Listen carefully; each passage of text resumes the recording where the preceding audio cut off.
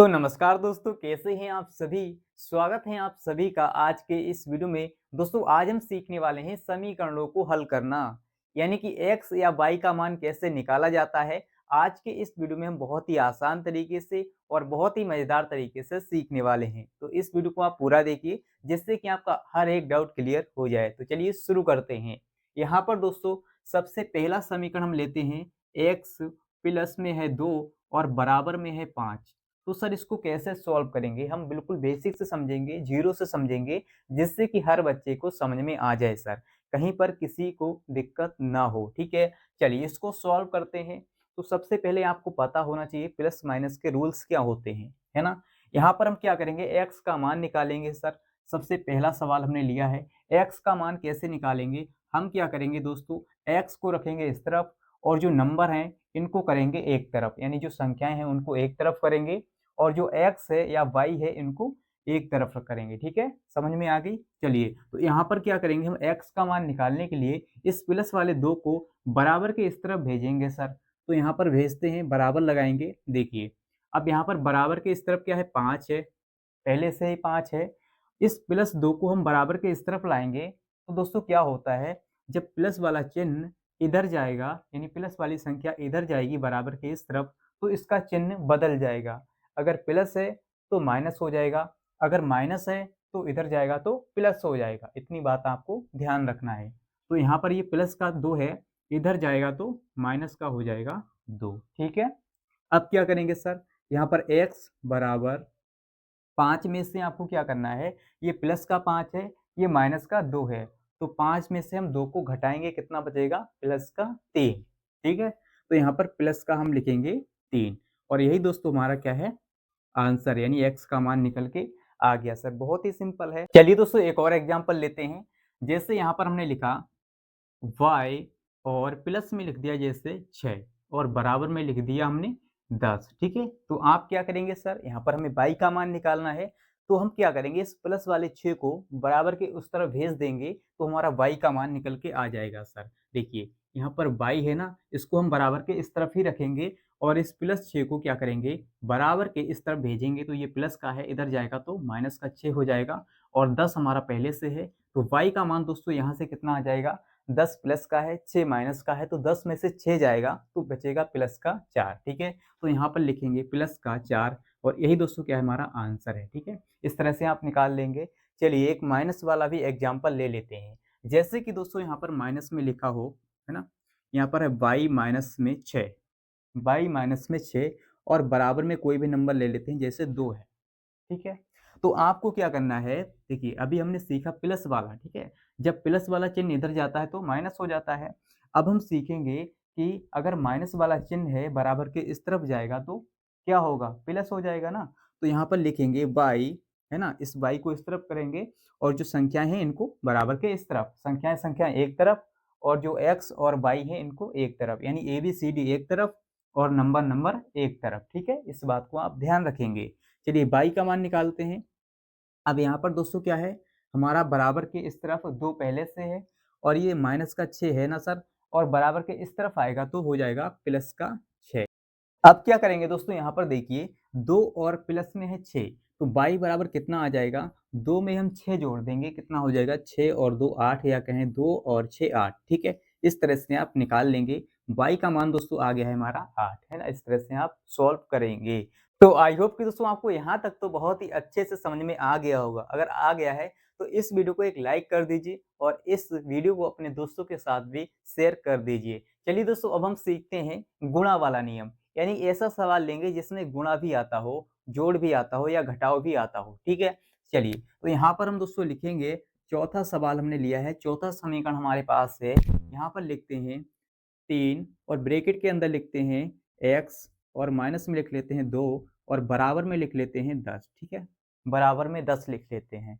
ठीक है, कोई भी एग्जांपल हम ले सकते हैं। देखिए अब आपको क्या करना है सर, इसको कैसे सॉल्व करेंगे, इस समीकरण को कैसे सॉल्व करेंगे, इसमें x का मान कैसे निकालेंगे, यहाँ पर बच्चे कंफ्यूज हो जाते हैं। देखिए यहाँ पर आपको क्या करना है, सबसे पहले ब्रैकेट के बाहर दोस्तों क्या है, 3 है, तो 3 का अंदर गुणा करेंगे ब्रैकेट के अंदर। ठीक है, तो यहाँ पर 3 का गुणा x से करेंगे और 3 का गुणा 2 से भी करेंगे, इसके बाद ही हम सॉल्व करेंगे। ठीक है, चलिए तो सबसे पहले हम क्या करेंगे, 3 का गुणा करेंगे x के साथ, तो कितना हो जाएगा 3x, है ना। 3 का गुणा करेंगे x के साथ तो 3x लिखेंगे।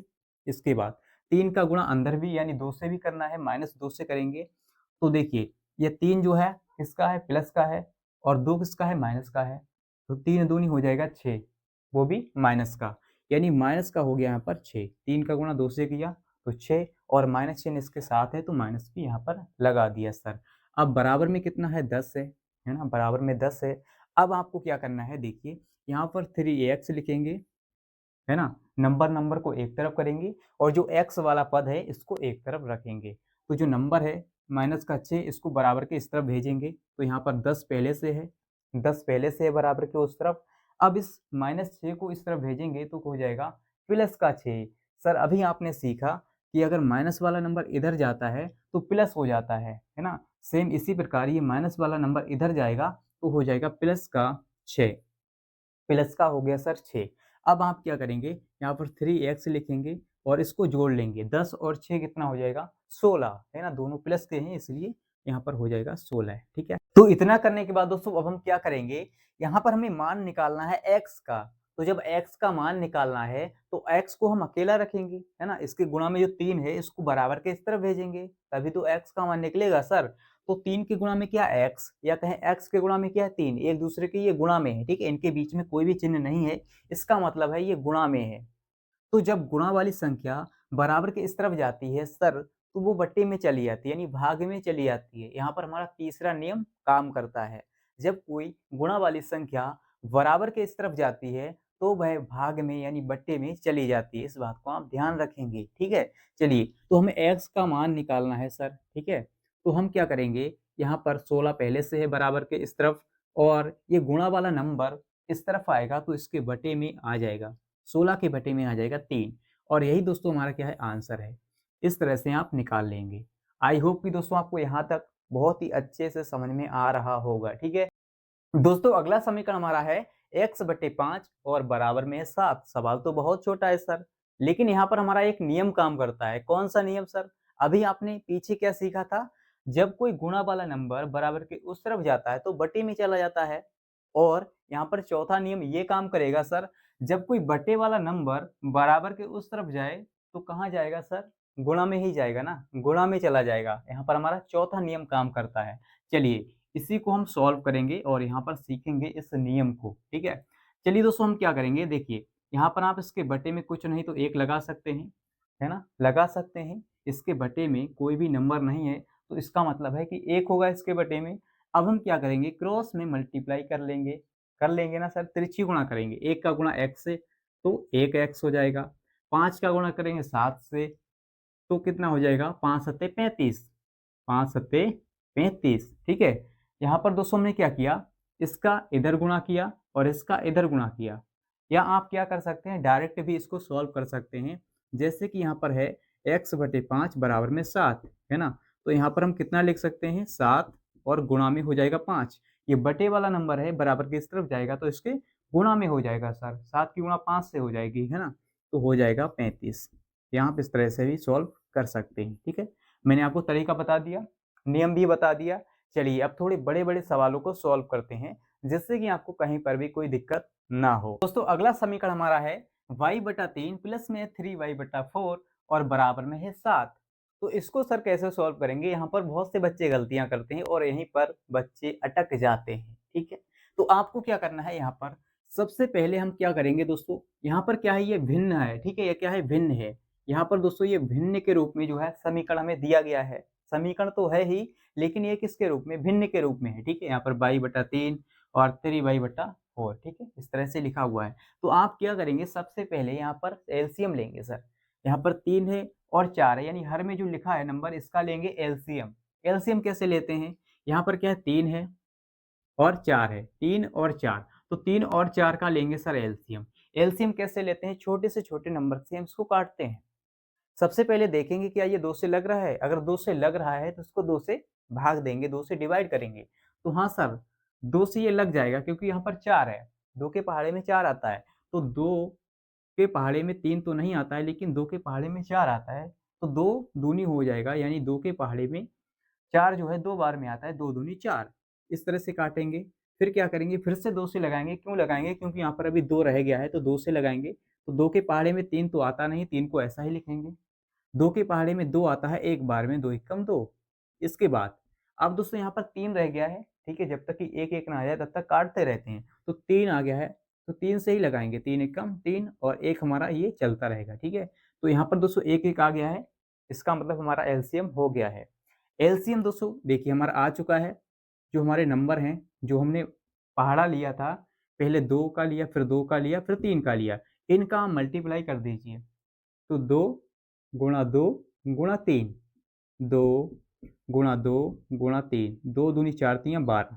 हमारा एलसीएम सर आ जाएगा 12। या आप डायरेक्ट भी इसको लिख सकते हैं, 3 चौके कितना होता है, 12 होता है सर, है ना। थोड़ा अगर दिमाग है आपके पास तो आप इसको डायरेक्ट भी बटे में लिख सकते हैं 12। इतना करने की ज़रूरत नहीं है। तो 3 चौके 12। अब क्या करेंगे सर, जो हमारा एलसीएम आया है ना, इस वाले नंबर से एक बार भाग करेंगे, एक बार इस वाले नंबर से इसको भाग करेंगे, ठीक है। चलिए करते हैं। 3 का यानी 3 से भाग लगाएंगे 12 में, तो कितना बार जाएगा, 3 चौक के 12।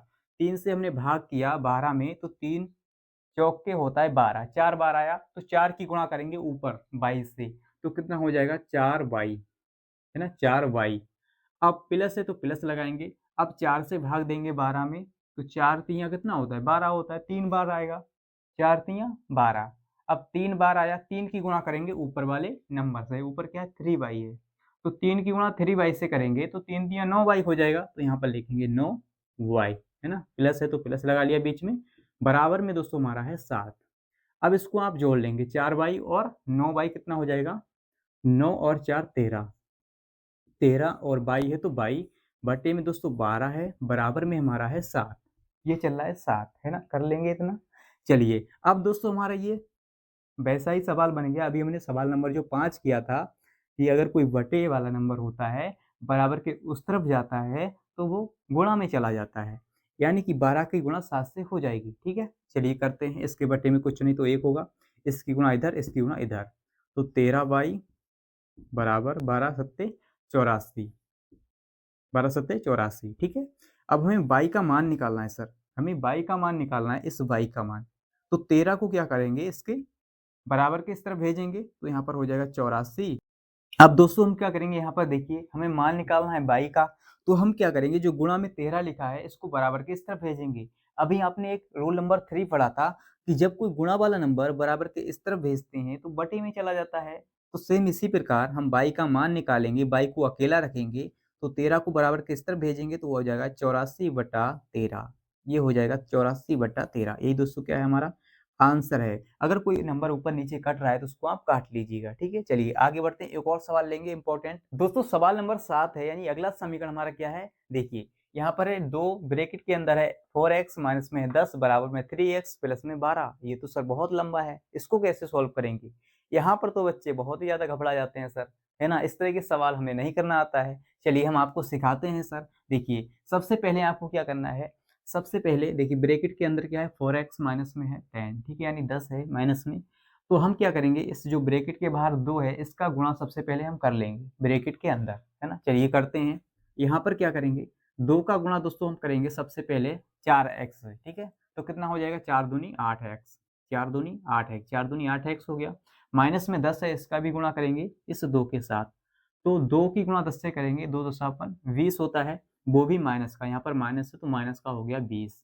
बराबर में दोस्तों कितना है, बराबर में है 3x और प्लस में है 12, प्लस में 12 है। यहाँ पर हमें x का मान निकालना है, ठीक है। कैसे निकालेंगे सर, देखिए x वाले पद को करेंगे एक तरफ, यानी जो x हैं इनको बराबर के इस तरफ करेंगे, और जो नंबर हैं, जो संख्याएं हैं बराबर के इस तरफ करेंगे, ठीक है, कर लेंगे। चलिए करते हैं। 8x और यहाँ पर ये 3x है, किसका है, प्लस का 3x है, इधर इधर आएगा तो माइनस का हो जाएगा 3x, तो लिखेंगे माइनस का 3x, बराबर लगाएंगे सर 12 हमारा पहले से है बराबर के इस तरफ, और ये जो माइनस का 20 है ना सर, इसको इस तरफ लाएंगे, ठीक है, तभी तो हमारे नंबर एक तरफ होंगे सर, और जो x है वो एक तरफ हो जाएंगे। तो 12 और ये माइनस का 20 है, इधर आएगा तो प्लस का हो जाएगा 20, हमने बराबर के इस तरफ उठा लिया, ठीक है, तो प्लस का हो गया 20, इसका चिन्ह बदल गया सर। अब आपको क्या करना है, 8x में से 3x को घटाना है तो 8 में से 3 जाएगा, कितना बचेगा, 5 बचेगा ना।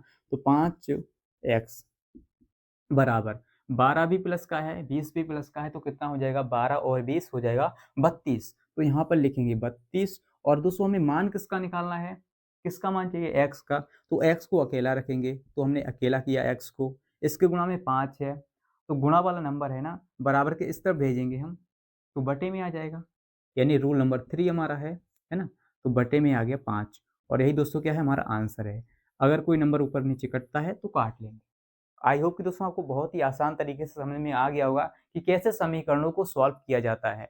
अगर आपको समझ में आ गया है, अगर आपको ये वीडियो अच्छा लगा है, तो इस वीडियो को लाइक शेयर कर दीजिए और इस चैनल को सब्सक्राइब कर लीजिए, जिससे कि दोस्तों आपको इसी प्रकार के वीडियोज मिलते रहें। और मिलते हैं अगली वीडियो के साथ। आज के लिए इतना ही। जय हिंद।